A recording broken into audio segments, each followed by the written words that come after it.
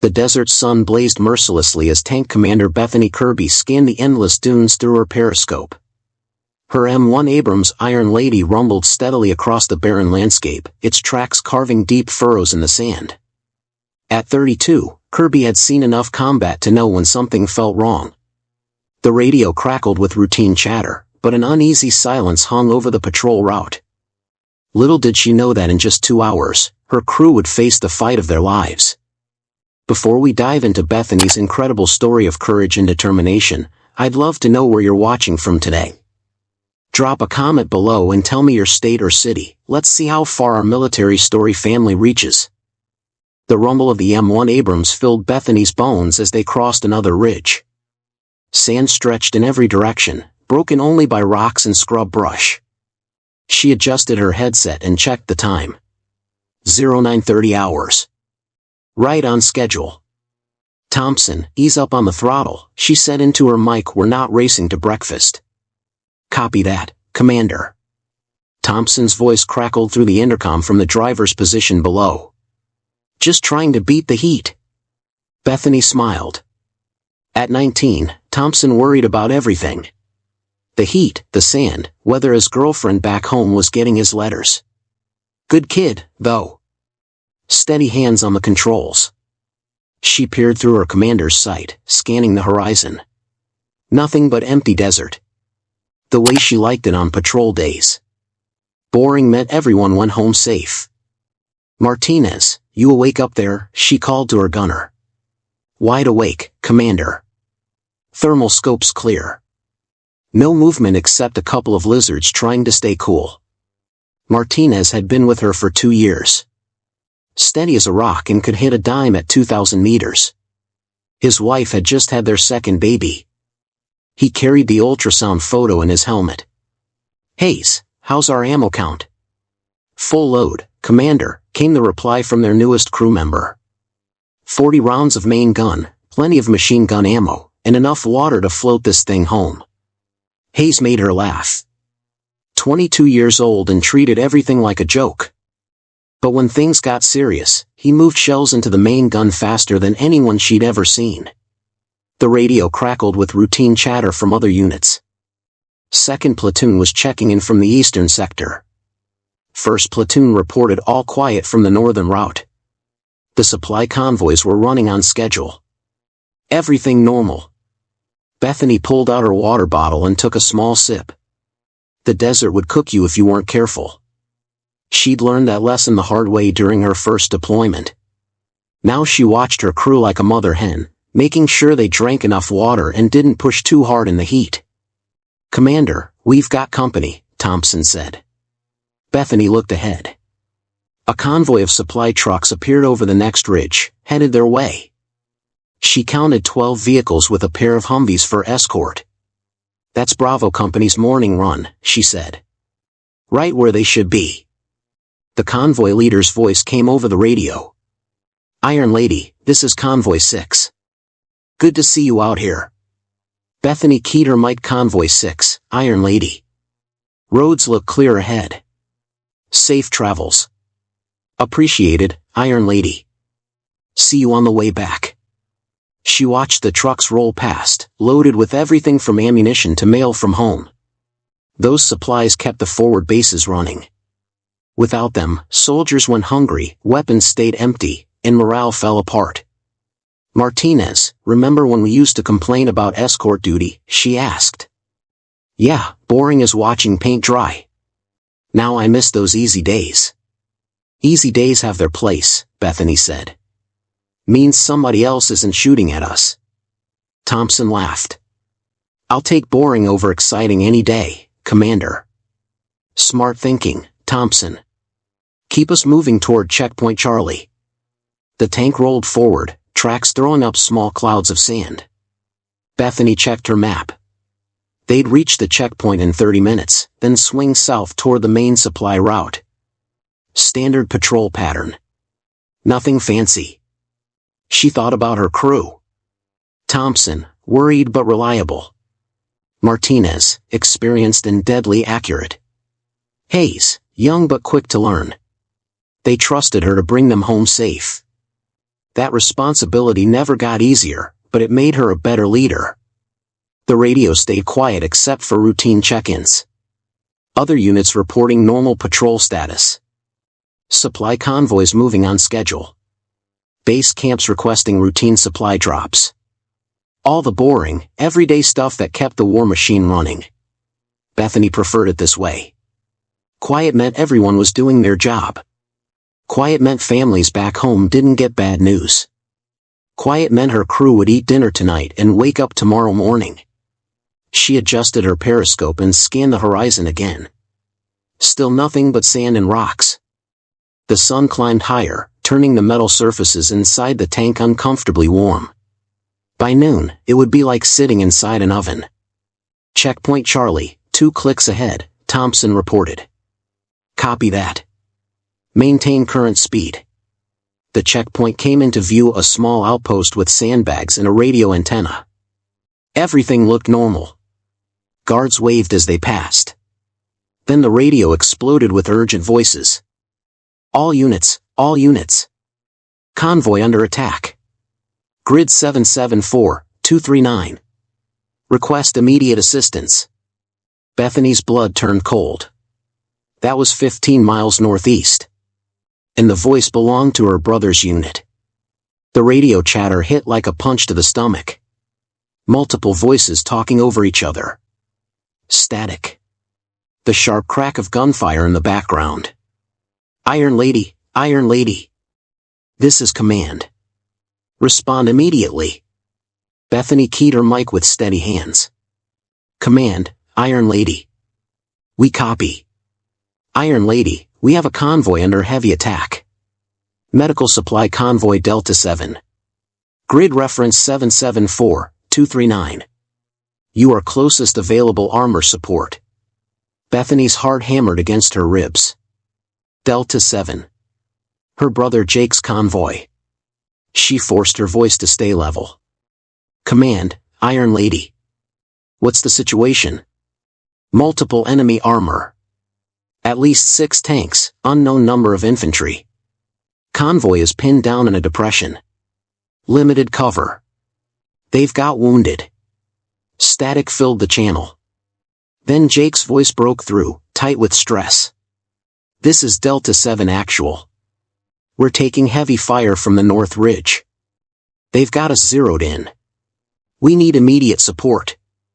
Bethany closed her eyes for half a second. When she opened them, her crew was watching her face on their internal monitors. Command, what other units are available? Negative, Iron Lady. 2nd platoon is 40 minutes out.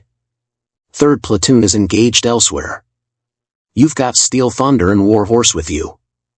That's it. 3 tanks against at least 6. Not great odds. But those medical supplies were heading to Forward Operating Base Phoenix. Without them, soldiers would die from treatable wounds. And Jake's convoy was sitting in a kill zone. Roger, command. Iron Lady moving to assist.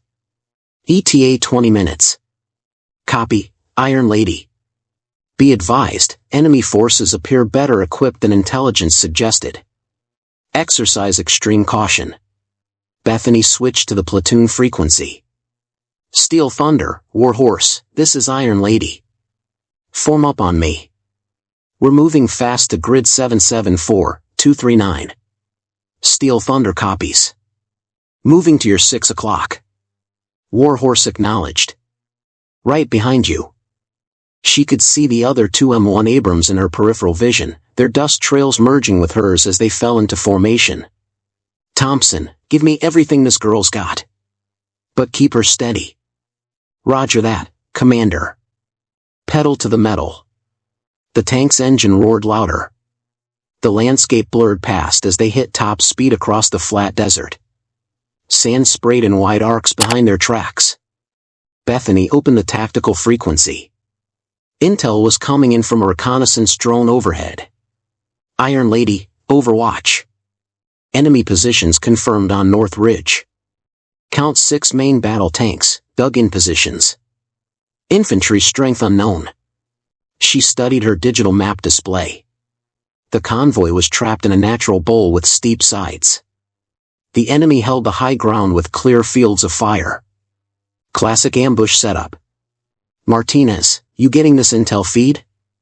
Copy, Commander. I've got their positions marked. Range will be about 3,000 meters when we crest that ridge. Hayes, make sure we've got high explosive rounds loaded first. We might need to hit infantry positions before we worry about armor. Already loaded, Commander. He round ready to fly. The radio crackled again. Jake's voice, more desperate now. Delta 7 taking casualties. They're moving to flank us. We need help now. Bethany bit back the words she wanted to say. Hang on, Jake. I'm coming. Instead, she kept her voice professional. Delta 7, Iron Lady. ETA 15 minutes. Keep your heads down. She switched back to command frequency. Command, Iron Lady. Request immediate artillery support on grid 774-240. Prep fire on the North Ridge. Negative, Iron Lady. Artillery is unavailable. You're on your own until second platoon arrives. Bethany cursed under her breath. No artillery. No air support. Just 3 tanks against a prepared enemy position. She opened her commander's hatch and stood up, letting the wind hit her face. Through her binoculars, she could see smoke rising from the convoy's position. Black smoke meant burning vehicles. Her stomach twisted. Commander, you should button up, Thompson said. We're getting close. She dropped back into the turret and sealed the hatch. The enclosed space felt smaller now, filled with tension and the smell of diesel fumes. Steel Thunder, Warhorse, listen up. Enemies got the high ground and prepared positions. We can't charge straight up that ridge. We need to be smart about this. Steel Thunder copies. What's the plan? Bethany studied the terrain on her digital display. The ridge curved in a horseshoe shape around the convoy's position. If they could get around to the east side. We'll approach from the southeast. Use that cluster of rocks for cover. Steel Thunder, you swing wide right. Warhorse, take the left flank. We'll hit them from 3 directions. Understood. Won't be easy with them holding high ground. Nothing about this is easy. But that convoy's got medical supplies heading to Phoenix. Antibiotics, blood products, surgical equipment. Without those supplies, our people die. She didn't mention that one of those people down there was her brother. Command had specifically ordered her not to reveal personal connections that might compromise tactical decisions.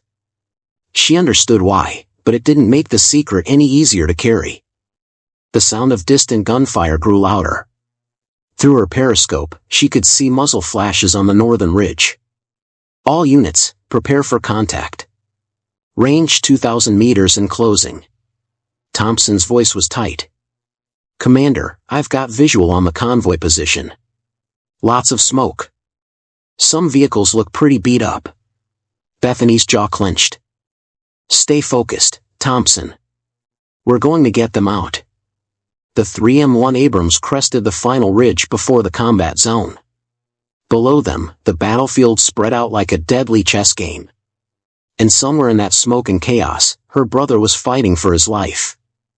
The battlefield spread out below them like a scene from hell. Black smoke poured from 3 burning trucks in the convoy. The remaining vehicles huddled together in the depression like wounded animals. Muzzle flashes sparked from the northern ridge as enemy tanks pounded the trapped convoy. Jesus, Thompson whispered over the intercom. Bethany counted the enemy positions through her commander's sight. 6 tanks, just like Intel reported. But these weren't the older models they'd expected. These were newer, better armored. This was going to hurt. Martinez, target the leftmost tank on the ridge. Range 2,800 meters. Identified. Sabot round loaded and ready. Fire when ready. The main gun thundered. The tank rocked backward from the recoil. Through the smoke and dust, Bethany watched the tracer streak toward the enemy position. Direct hit. The enemy tank's turret flew 20 feet through the air. Target destroyed. Martinez shouted. Good shooting. Next target, 200 meters right. But the enemy wasn't sitting still. Return fire came immediately. A shell screamed over their heads, close enough to rattle their teeth. Steel Thunder, Warhorse, engage at will. Watch your targets. Don't hit the convoy. Steel Thunder engaging. Warhorse has contact. The desert erupted in gunfire. Tank shells crisscrossed the valley. The noise was incredible, even inside the armored hull. Hayes worked like a machine, loading round after round into the main gun. Bethany watched Steel Thunder maneuver toward the right flank. Lieutenant Morrison was a good tank commander, careful but aggressive. His first shot took out another enemy tank. Then everything went wrong. Steel Thunders hit. Steel Thunders hit bad. Bethany swung her periscope toward Morrison's tank. Smoke poured from the engine compartment. The tank had stopped moving, sitting exposed on the open ground. Steel Thunder, what's your status? Engine's dead. Transmission shot. We're not going anywhere. Can you fight? Main gun's operational. We'll keep shooting from here. But sitting still in tank combat was death. The enemy would zero in on their position and pound them into scrap metal. Steel Thunder, you need to abandon your position. Get to cover. Negative. We can still fight. We're not leaving our tank. Bethany cursed. Morrison was brave, but bravery without brains got people killed. Warhorse was doing better, using a cluster of rocks for cover. Sergeant Williams knew his business. His tank darted between positions, taking shots when he had them, moving before return fire arrived. Warhorse, good movement. Keep them guessing. Copy that, Iron Lady. These guys aren't pushovers. Their gunnery's too good. Bethany had noticed the same thing. Enemy shots were landing closer than they should. These weren't militia fighters with old equipment. These were trained tank crews with modern weapons. A shell impacted 30 meters to their left, showering them with sand and rock fragments. Thompson, move us to that ridgeline. Keep us hull down. Moving now. The tank lurched forward, tracks digging into the sandy slope. Thompson positioned them perfectly, hull hidden behind the ridge with only the turret exposed. Martinez, enemy tank at 11 o'clock. He's the one that's been bracketing us. I see him. Sabo loaded. Send it. Another thunderous roar. This time the enemy tank returned fire at the same instant. Both shells passed each other in mid-flight. Martinez's shot struck the enemy turret. The tank disappeared in a ball of flame and smoke. The enemy shot missed by inches, close enough to pepper their armor with fragments. 2 down, 4 to go, Hayes said, loading another round. But the remaining enemy tanks were repositioning, spreading out along the ridge. They were learning, adapting. That made them dangerous. Bethany looked toward the convoy. The vehicles were still taking fire, but less now with 2 enemy tanks eliminated. She could see soldiers using the trucks for cover, returning fire with small arms. Delta 7, Iron Lady. What's your casualty status? Jake's voice came back strained. Iron Lady, we've got 4 wounded, 2 serious. Medical supplies are intact, but we're running low on ammunition. 4 wounded. At least Jake was still alive and talking. Understood. We're working on it. She switched to the platoon frequency. Steel Thunder, you need to move. They're going to target your position. We're staying put. We can cover the convoy from here. As if to prove the point, an enemy shell landed 50 meters from Steel Thunder's immobilized tank. The next one would be closer. Bethany made a decision. Warhorse, maintain your current position. Keep pressure on the eastern targets. I'm moving to support Steel Thunder. Roger that. Be careful, Commander. Thompson had the tank moving before she finished talking. They raced across open ground, drawing fire away from Morrison's crew. Shells impacted all around them. Thompson jinked left and right, making them harder to hit. One shell landed so close it lifted the tank's front end off the ground. "Holy hell!" Hayes shouted. They reached Steel Thunder's position and spun around, placing Iron Lady between the enemy and the disabled tank. "Steel Thunder, get your crew out and take cover behind us." "Negative, we're still fighting." Another enemy shell struck the ground near Steel Thunder. Closer this time. Much closer. Bethany watched the enemy tanks through her sight. They were good. Too good. Their positioning was textbook. Their gunnery was accurate. And they had better equipment than intelligence had suggested. "Martinez, how many rounds do we have left?" 32 main gun rounds. Plenty of machine gun ammunition. "Hayes, you doing okay back there?" "Hot as hell, but I'm good." "Keep 'em coming." The radio crackled with updates from other units. Second platoon was still 30 minutes away. No artillery support available. No air cover. 3 tanks against 4, with one of theirs immobilized. The enemy held better ground and had superior numbers. But the convoy was depending on them. The wounded soldiers needed those medical supplies. And Jake was down there, counting on his sister to pull off a miracle. Bethany looked at the tactical display one more time.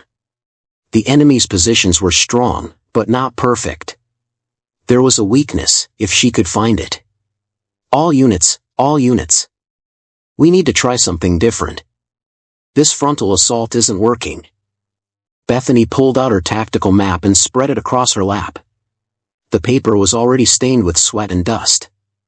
She studied the terrain around the enemy positions, looking for something, anything they could use. "Thompson, back us away from Steel Thunder. Find us some cover where we can think." "Roger." There's a cluster of rocks about 500 meters back. The tank reversed, tracks grinding against stone and sand. Around them, the battle continued. Warhorse was still trading shots with the eastern enemy positions. Steel Thunder fired from their immobilized position, but they were sitting ducks. Bethany keyed her radio.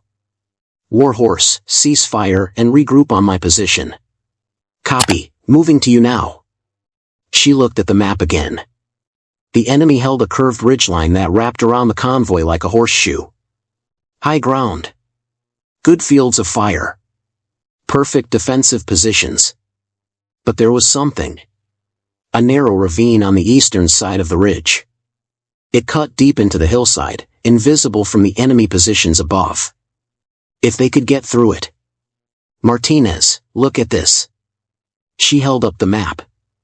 "See this ravine?" Martinez leaned over to study the terrain features. "Yeah, I see it. Looks narrow. Real narrow. Could we get through it?" "Maybe. But we'd be single file.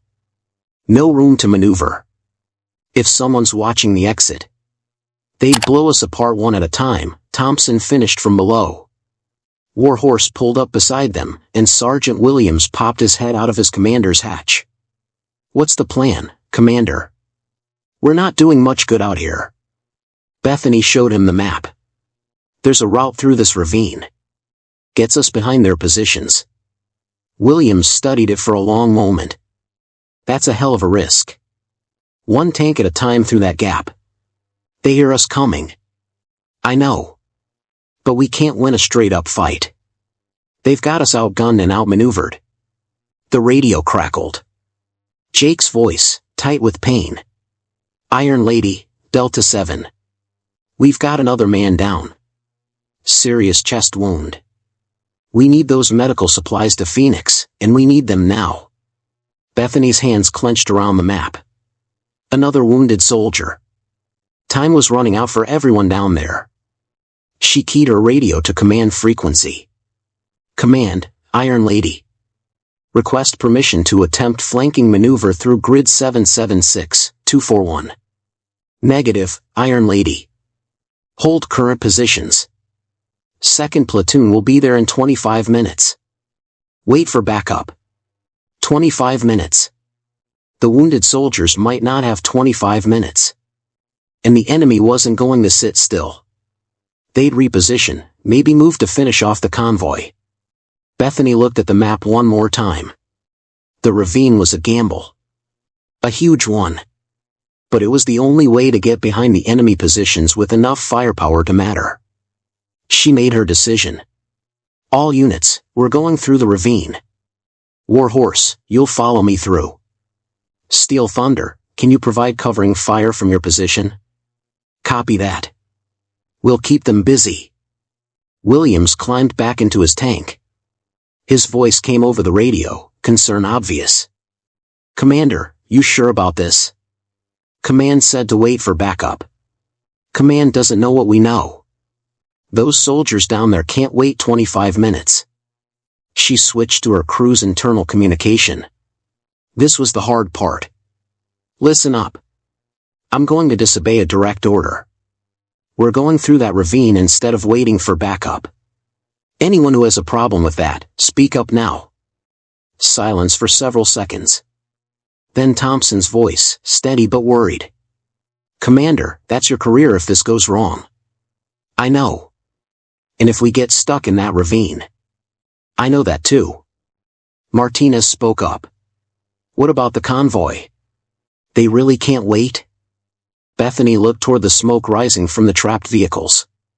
Jake. Delta 7 says they've got critical casualties. The enemy's moving to better positions. If we wait, more people die. Hayes cleared his throat. Commander, my sister's a nurse at Phoenix. She talks about those medical supplies all the time. Antibiotics, blood products, surgical equipment. Soldiers die without that stuff. This isn't about regulations or following orders, Bethany continued. This is about doing what's right. But I won't force anyone. If you want to report my decision to command. Hell no, Thompson said immediately. We're with you, Commander. All the way, Martinez added. Let's go save some lives, Hayes said, already loading a fresh round. But there was another problem. The radio had been crackling with intercepted enemy communications. Bethany had been monitoring their frequency, and what she'd heard made her blood run cold. She switched to the convoy frequency. Delta 7, Iron Lady. Need to know your ammunition status. Exact count. Iron Lady, we're down to maybe 2 magazines per man. Machine gun ammo's almost gone. The intercepted enemy transmission had been clear. If the armored relief force didn't withdraw in the next 15 minutes, they would execute the convoy personnel. They'd heard enough radio chatter to know the convoy was carrying medical supplies, and they wanted to capture them intact. Bethany didn't share this information with her crew. It would only add pressure to an already impossible situation. Steel Thunder, Warhorse, listen carefully. When we enter that ravine, you'll lose radio contact with us. Don't wait for us to report in. If you don't hear from us in 15 minutes, assume we're down and call for immediate artillery on the ravine exit.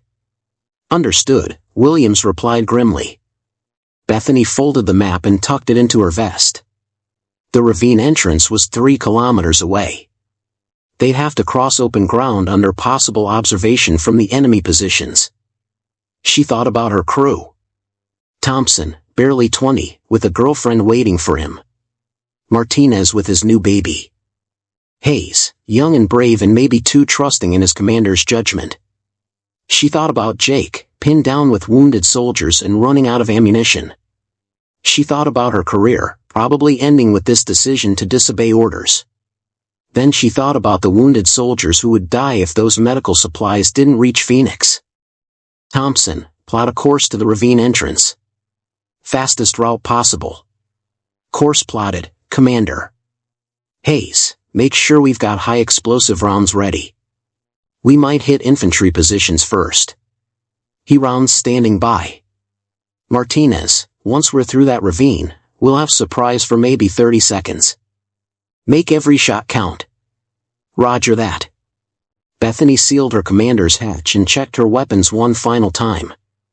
The intercom crackled with her crew's breathing, tense but ready. "All right, people. Let's go do something stupid and heroic." Iron Lady lurched forward, heading toward the narrow ravine that would either save the convoy or destroy them all. The ravine entrance yawned ahead like an open mouth. Jagged rocks rose on both sides, barely wide enough for their tank to pass through. Thompson slowed to a crawl as they approached. "This is it," Bethany said. "Once we're in there, we're committed. No turning around." "Understood, Commander." "Here we go." The tank squeezed between the rock walls. The sound changed immediately. Their engine noise echoed off the stone, amplified and distorted. Metal scraped against rock as Thompson navigated the narrow passage. "Jesus, this is tight," he muttered. Through her periscope, Bethany could see Warhorse following behind them, Williams's tank barely fitting through the gap. If either tank broke down or got stuck, they'd all be trapped. The ravine curved sharply to the left, then right again. Thompson had to back up twice to make the tighter turns. Each time, Bethany held her breath, listening for sounds of enemy movement above them. "How much further?" Martinez asked. Bethany checked her map. "Maybe half a kilometer. Stay sharp." The walls began to lower as they climbed toward the ridge. Soon they'd be at the exit, behind enemy lines. If the enemy had spotted them entering the ravine, there'd be tanks waiting at the other end. "Thompson, when we clear this ravine, go full speed straight ahead. Don't stop for anything." "Roger that." "Martinez, first target will be dead ahead. Range should be about 800 meters. "Copy." Sabo loaded and ready. Hayes was quiet, but she could hear him breathing hard over the intercom. The kid was scared. Hell, they were all scared. Only an idiot wouldn't be scared. The exit appeared ahead, a bright rectangle of sunlight between the dark rock walls. Thompson slowed the tank to almost a crawl. "I can see the ridge through the exit," he reported. "No movement visible." Bethany switched to the radio. "Warhorse, stay close. When we exit, turn left immediately." "I'll go right." "Copy, turning left on exit." This was it. In 30 seconds, they'd either have the element of surprise or they'd drive straight into an ambush. "Thompson, punch it." The tank shot out of the ravine like a rocket. Bethany immediately swung her commander's sight to scan for targets. There, 600 meters away, an enemy tank with its back turned to them. "Martinez, target." "Identified." "Fire." The main gun roared. The enemy tank exploded in a ball of flame before its crew even knew they were under attack. Warhorse emerged from the ravine and immediately engaged another target. Williams's first shot took out a second enemy tank. But the remaining two tanks were already turning to face the new threat. "Thompson, move us to that cluster of rocks." The tank lurched forward as enemy shells began landing around them. One impacted close enough to shower them with debris. "Warhorse, you've got a tank moving to flank you from the southeast." "I see him." "Engaging now." Bethany watched Williams's tank duel with the flanking enemy. Both tanks fired at almost the same instant. The enemy shell struck Warhorse's front slope armor and bounced off harmlessly. Williams's shot punched straight through the enemy turret. "Target destroyed." Williams shouted over the radio. That left one enemy tank, but it was in a good position behind some rocks. The commander was smart, using his cover effectively. "Martinez, can you get an angle on him?" "Negative. He's hull down behind those boulders. I can see his gun barrel but not much else." The enemy tank fired. The shell screamed overhead, missing by inches. Rock fragments rained down on their armor. "He's got our range," Thompson said. "We need to move." But as they started to move, disaster struck. Warhorse's engine coughed and died. Williams's tank coasted to a stop in the open, completely exposed. "Warhorse, what's your status?" "Engine's dead." "Something's wrong with the transmission." "We're not moving." The enemy tank had a perfect shot at Warhorse. Bethany watched the enemy gun turret traverse toward Williams's immobilized tank. She made a split-second decision. Thompson, ram speed. Straight at that enemy tank. Commander, that's crazy. Do it. Iron Lady surged forward, directly toward the enemy position. The enemy commander had to choose shoot the sitting duck or deal with the tank charging straight at him. He chose wrong. His shell struck Warhorse but hit the thick front armor, causing damage but not penetrating. Bethany's tank crashed through the rocks around the enemy position. Martinez fired at point-blank range, the muzzle blast from their main gun shattering the enemy tank's optics and external equipment. But the enemy wasn't finished. His main gun swung toward them, too close to miss. Brace for impact. The enemy shell struck their turret dead center. The world exploded in noise and smoke. Bethany's ears rang. Her vision blurred. The smell of cordite and hot metal filled the air. Status report, she shouted. Main guns damaged. Martinez called back. Optics are dead. I can't see anything. Thompson, are we mobile? Engines running, but something's wrong with the tracks on the right side. We're not moving fast. Hayes coughed in the smoke. I'm okay back here, but we've got a fire in the ammunition compartment. Fire in the ammo compartment. The words every tank crew feared most. Hayes, get that fire out. Now. She could hear Hayes working frantically with the fire suppression system. If the fire reached their main gun ammunition, the tank would blow apart like a giant grenade. Through the smoke and damage, she could see the enemy tank. Its main gun was traversing toward them again, ready to finish them off. But Warhorse was still in the fight. Williams's tank couldn't move, but its main gun still worked. Warhorse, enemy tank at your 11 o'clock. He's about to shoot us. I see him. Engaging. Williams's shot struck the enemy tank in the side armor, punching through and starting a fire. But the enemy crew was still fighting. Bethany looked around desperately. Their main gun was down. Their optics were destroyed. They were barely mobile. But they still had their machine guns. Martinez, traverse the turret manually. Get our machine gun on that tank. Working on it. The enemy tank's main gun was almost pointed at them. In seconds, they'd take another hit that would probably finish them. Then Hayes shouted from the back. Fire's out. Ammo's safe. At the same moment, Martinez got the machine gun working. Heavy bullets hammered against the enemy tank's optics and external equipment. The enemy commander couldn't see to aim properly. His shot went wide, missing by feet instead of inches. Warhorse fired again. This time the enemy tank's ammunition exploded, sending the turret flying through the air. Sudden silence fell over the battlefield. No more gunfire. No more enemy tanks. All targets destroyed, Williams reported, his voice shaky. Bethany slumped in her commander's seat. They'd done it. Somehow, impossibly, they'd won. But Iron Lady was badly damaged. Smoke poured from damaged systems. The main gun hung at an odd angle. They were alive, but barely combat effective. And they still had to get the convoy out of the kill zone. Warhorse, what's your mobility status? Engines completely dead. We're not going anywhere. 2 damaged tanks. 1 convoy still trapped in the depression. And enemy reinforcements could arrive at any time. The hardest part was still ahead of them.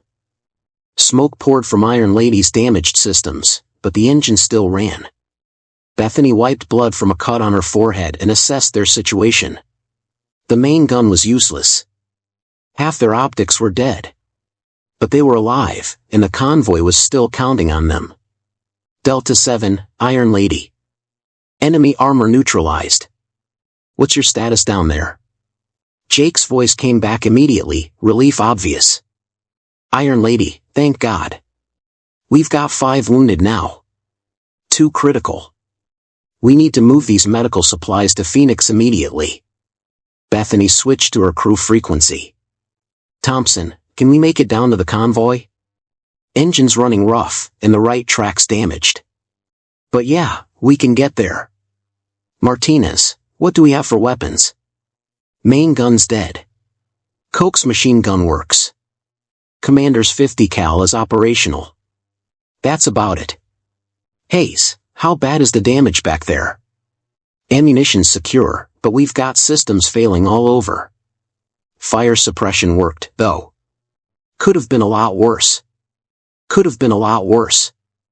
Hayes always found the bright side. Bethany opened her commander's hatch and stood up. The desert air hit her face, hot but clean after the smoke inside the turret.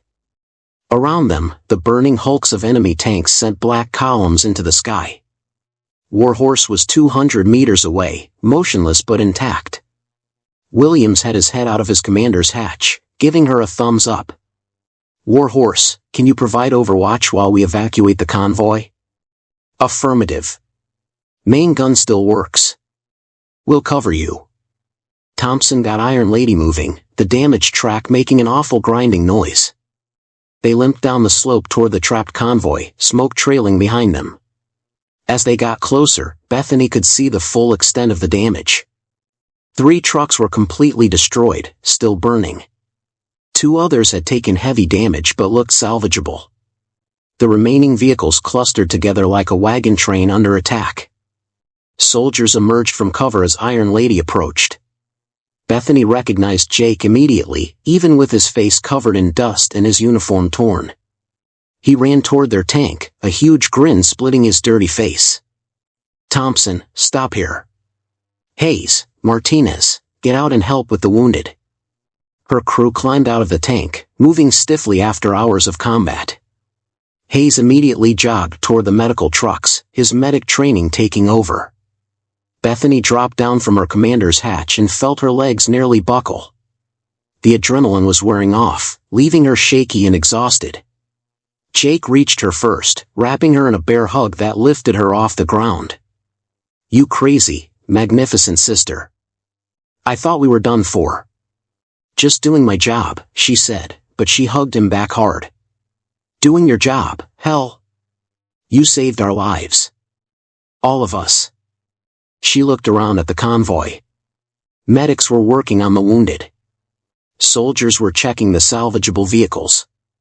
Everyone was moving with purpose, but she could see the relief in their faces. How bad are the casualties? Jake's expression grew serious. Peterson took shrapnel in the chest. Real bad. Rodriguez has a broken leg and possible concussion. The others will be okay, but Peterson needs surgery fast. Hayes approached them, his uniform now stained with blood from treating the wounded. Commander, I've got Peterson stabilized, but he needs to get to Phoenix within the hour or he's not going to make it. An hour. Phoenix was 45 minutes away if they pushed hard. But some of their vehicles were damaged, and Iron Lady wasn't exactly running at peak performance. What vehicles are operational? She asked Jake. 5 trucks, 2 Humvees. The medical supplies are secure. We lost some ammunition, but the important stuff made it. Bethany looked at the smoking wrecks of the destroyed vehicles. Good soldiers had died here. But the medical supplies were intact, and most of the convoy had survived. Her radio crackled. Iron Lady, this is command. 2nd platoon is 5 minutes out. What's your status? She keyed her mic command, Iron Lady. Enemy armor destroyed. Convoy is secure and ready to move. We have critical casualties requiring immediate evacuation. Copy, Iron Lady. Outstanding work. Medical evacuation helicopter is en route to Phoenix to meet the convoy. Outstanding work. She disobeyed direct orders, risked her crew's lives, and nearly lost her tank. But the mission was complete. Lieutenant Morrison's voice came over the radio from Steel Thunder's position. Iron Lady, 2nd platoon is here. 3 tanks coming over the ridge now. Bethany looked up to see 3 M1 Abrams cresting the hill, moving fast toward their position. Reinforcements, arriving 20 minutes too late to matter.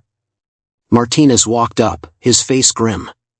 Commander, I've been looking at our damage. Main guns completely shot. Fire control systems fried. We're going to need major repairs. Will she make it back to base? Yeah, but she's not fighting anything else today. Thompson joined them, wiping grease off his hands. Tracks damaged but holding together. Engines overheating. We need to get her back to the motor pool soon. Bethany nodded. Iron Lady had given everything she had. The old tank had taken a beating but brought them through.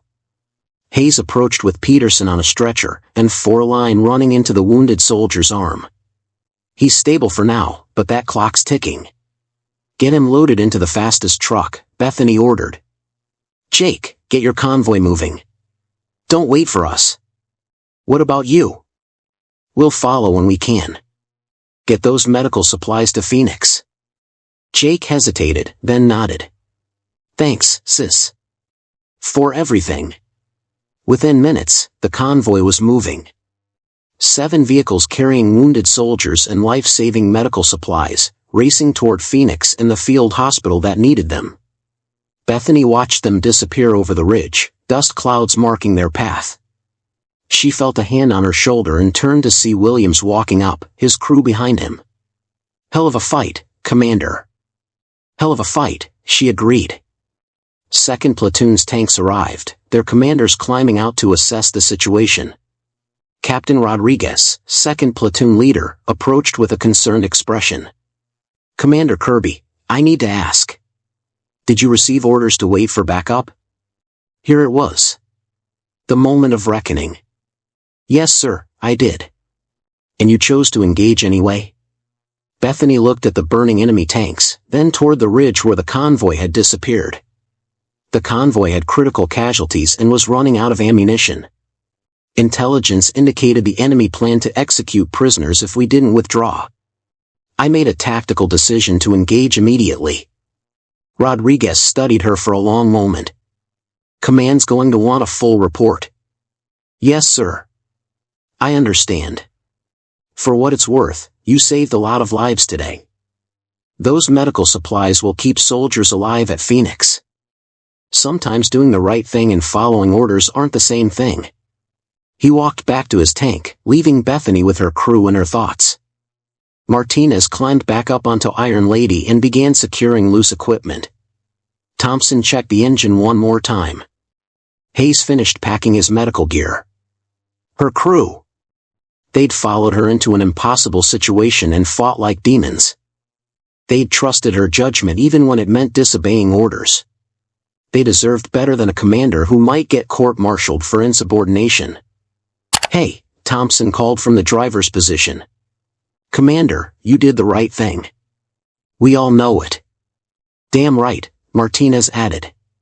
Those soldiers would be dead if we'd waited. Hayes nodded. My sister always says the best medicine is the medicine that gets there in time. We got it there in time. Bethany climbed back up onto her damaged tank. Iron Lady's armor was scarred and blackened. Her main gun hung useless. Smoke still rose from damaged systems. But she'd done her job. She'd brought her crew home alive. She'd saved the convoy and protected the medical supplies that would keep soldiers fighting another day. The radio crackled with routine traffic. 2nd Platoon reporting the area secure. The convoy confirming arrival at Phoenix. Peterson successfully in surgery. Mission accomplished. 3 hours later, as they limped Iron Lady back to base, Bethany got word that Peterson would make a full recovery. The medical supplies had arrived exactly when needed. Jake's convoy had saved dozens of lives at the forward aid station. Sometimes doing the right thing was worth the risk. Sometimes a sister's love was stronger than military regulations. And sometimes an old tank and a good crew could beat impossible odds through courage, skill, and determination. Iron Lady had earned her name today. And so had her crew. If you enjoyed Bethany's incredible story of courage and determination, please hit that like button and subscribe for more military stories that honor our heroes. What did you think of her decision to disobey orders? Share your thoughts in the comments below. I love hearing from our amazing community.